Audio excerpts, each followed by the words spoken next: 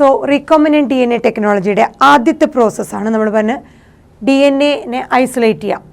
ഒരു ഓർഗാനിസത്തിൻ്റെ ബോഡിയിൽ നിന്ന്, അത് ബാക്ടീരിയ ആയിക്കോട്ടെ, പ്ലാന്റ് ആയിക്കോട്ടെ, എനിമൽ ആയിക്കോട്ടെ, ഏത് ഓർഗാനിസത്തിൻ്റെ ബോഡിയിൽ നിന്നാണെങ്കിലും DNA ഐസൊലേറ്റ് ചെയ്യുക എന്നുള്ളതാണ് ആദ്യത്തെ step. So isolation of A genetic material. So genetic material എന്ന് പറയുന്നത് ഇവിടെ DNA ആണ്. സോ എല്ലാ ഓർഗാനിസത്തിൻ്റെയും ജനറ്റിക് മെറ്റീരിയൽ എന്ന് പറയുന്നത് ന്യൂക്ലിയിക് ആസിഡാണ്. അതിൽ തന്നെ മെജോറിറ്റി എന്ന് പറയുന്ന എല്ലാ ഓർഗാനിസത്തിലും, മെജോറിറ്റി ഓഫ് ദ ഓർഗാനിസത്തിലും ജനറ്റിക് മെറ്റീരിയൽ ഏതാണ്? DNA. എക്സെപ്റ്റ് ചില വൈറസുകളും ചില ഓർഗാനിസം വെച്ച് ബാക്കി എല്ലാ ഓർഗാനിസത്തിൻ്റെയും ജനറ്റിക് മെറ്റീരിയൽ ഏതാണ്? DNA.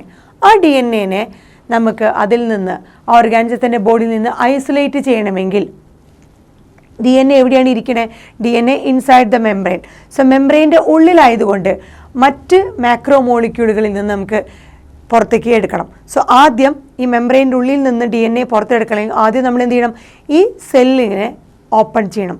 സോ ഏത് ഓർഗാനിസത്തിൻ്റെ ബോഡിയിലാണോ ആ ഓർഗാനിസത്തിൻ്റെ സെല്ല് അല്ലെങ്കിൽ അതിൻ്റെ മെംബ്രെയിൻ ഓപ്പൺ ചെയ്ത് അതിൻ്റെ ഉള്ളിൽ മറ്റ് മാക്രോ മോളിക്യൂളുകളുടെ ഇടയിൽ നിന്നാണ് നമുക്ക് DNA ഐസൊലേറ്റ് ചെയ്യേണ്ടത്. സോ അതിനുവേണ്ടി എന്ത് ചെയ്യും? So since the DNA enclosed within the membranes, DNA എവിടെയാണ്? മെംബ്രെയിൻ്റെ ഉള്ളിൽ എൻക്ലോസ്ഡ് ആണ്. And we have to break the cell. ആദ്യം ആ സെല്ലിനെ ബ്രേക്ക് ചെയ്യണം, എന്നിട്ട് open to release the DNA. എന്നാൽ മാത്രമേ നമുക്ക് അതിൽ നിന്ന്, ആ മെംബ്രെയിൻ ബ്രേക്ക് ചെയ്താൽ മാത്രമേ അതിൽ നിന്ന് DNA ഐസൊലേറ്റ് ചെയ്യാൻ പറ്റുള്ളൂ, അല്ലെങ്കിൽ റിലീസ് ചെയ്യാൻ പറ്റുള്ളൂ. സോ ആ നമ്മൾ DNA റിലീസ് ചെയ്യുന്നതോടൊപ്പം തന്നെ നമുക്ക് വേറെ കുറേ മാക്രോ മോളിക്യൂളെ കിട്ടും. എന്തൊക്കെയാണ്? Along with other macro molecules like RNA, protein, polysaccharides and lipids. ഇത്രയും എന്താ പറയുക, ഡിഫറെൻ്റ് ആയിട്ടുള്ള മാക്രോ മോളിക്യൂളുകളും ഈ മെംബ്രെയിൻ്റെ ഉള്ളിലുണ്ട്. സോ അതിൽ നിന്ന് DNA മാത്രമായിട്ട് നമുക്ക് ഐസൊലേറ്റ് ചെയ്ത് എടുക്കേണ്ടതായിട്ടുണ്ട്. സോ നമുക്ക് നോക്കുകയാണെങ്കിൽ ഓരോ സെല്ലിൽ നിന്നും, ഓരോ ഓർഗാനിസത്തിൻ്റെയും സെല്ലിൽ നിന്നും നമ്മൾക്ക് ഈ മെംബ്രെയിനിൽ നിന്ന് ആ DNA മറ്റ് മാക്രോ മോളിക്യൂളിൻ്റെ ഒപ്പം തന്നെ DNA എടുക്കുമ്പോൾ നമുക്ക് 1 by 1 ആയിട്ട് കുറേ എൻസൈമുകൾ വെച്ച് ട്രീറ്റ് ചെയ്യേണ്ടതായിട്ടുണ്ട്. എന്നാൽ മാത്രമേ നമുക്ക് DNA അതിൻ്റെ പ്യുവർ ഫോമിൽ കിട്ടുകയുള്ളൂ. സോ ബാക്ടീരിയൽ സെല്ലാണെന്നുണ്ടെങ്കിൽ, ഒരു ബാക്ടീരിയൽ സെല്ലിൽ നിന്നാണ് DNA ഐസൊലേറ്റ് ചെയ്യേണ്ടതുണ്ടെങ്കിൽ ആ ബാക്ടീരിയൽ സെല്ലിനെ ഡൈജസ്റ്റ് ചെയ്യാനായിട്ട് യൂസ് ചെയ്യുന്ന എൻസൈമാണ് ലൈസോസൈം.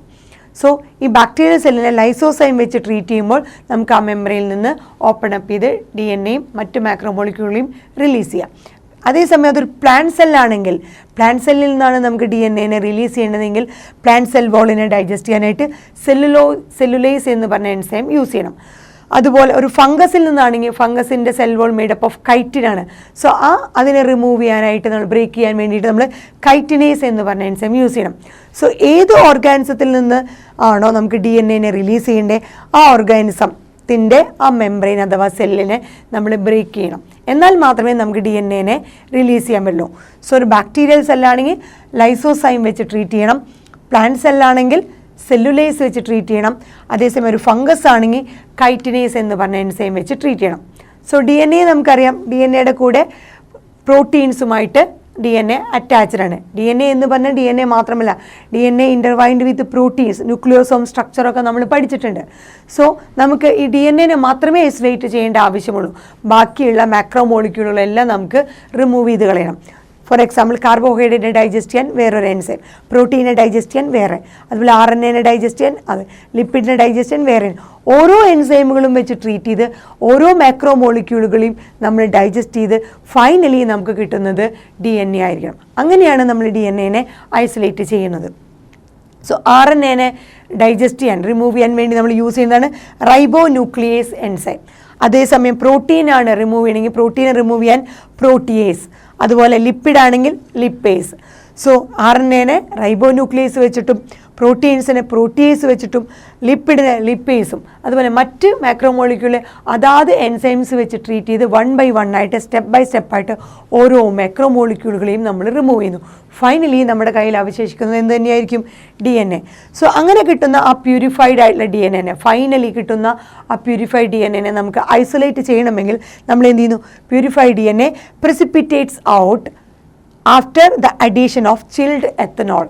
ഇങ്ങനെ റിമൂവ് ചെയ്ത് 1 by പ്രോട്ടീൻ, RNA, ലിപ്പിഡ്, അങ്ങനെ സെൽ വോൾ എല്ലാം റിമൂവ് ചെയ്ത് കിട്ടുന്ന ഫൈനലി കിട്ടുന്ന DNA നമ്മൾ ചിൽഡ് എത്തനോൾ ഒഴിച്ച് പ്രിസിപ്പിറ്റേറ്റ് ചെയ്തെടുക്കുന്നു. സോ ചിൽഡ് എത്തനോൾ അതിൽ ആഡ് ചെയ്ത് കഴിഞ്ഞാൽ ഈത്തൈൽ ആൽക്കഹോൾ ആഡ് ചെയ്ത് കഴിഞ്ഞാൽ തണുത്ത ഈത്തൈൽ ആൽക്കഹോൾ ആഡ് ചെയ്ത് കഴിയുമ്പോൾ അതിൽ നിങ്ങൾക്ക് പ്യൂരിഫൈഡ് ഫോമിലുള്ള DNA പ്രിസിപ്പിറ്റേറ്റ് ഔട്ട് ചെയ്ത് എടുക്കാവുന്നതാണ്.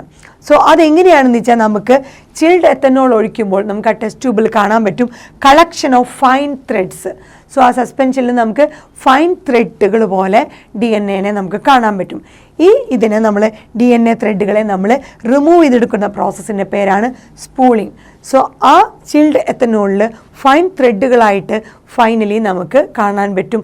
ആ ഫൈൻ ത്രെഡുകളെ നമ്മൾ സ്പൂൾ ഔട്ട് ചെയ്ത് എടുക്കുന്നതാണ്. ആ മെത്തേഡാണ് സ്പൂളിംഗ്. ഇങ്ങനെയാണ് നമ്മൾ ഒരു ഓർഗാനിസത്തിൽ നിന്ന് DNA ഐസൊലേറ്റ് ചെയ്യുന്നത്.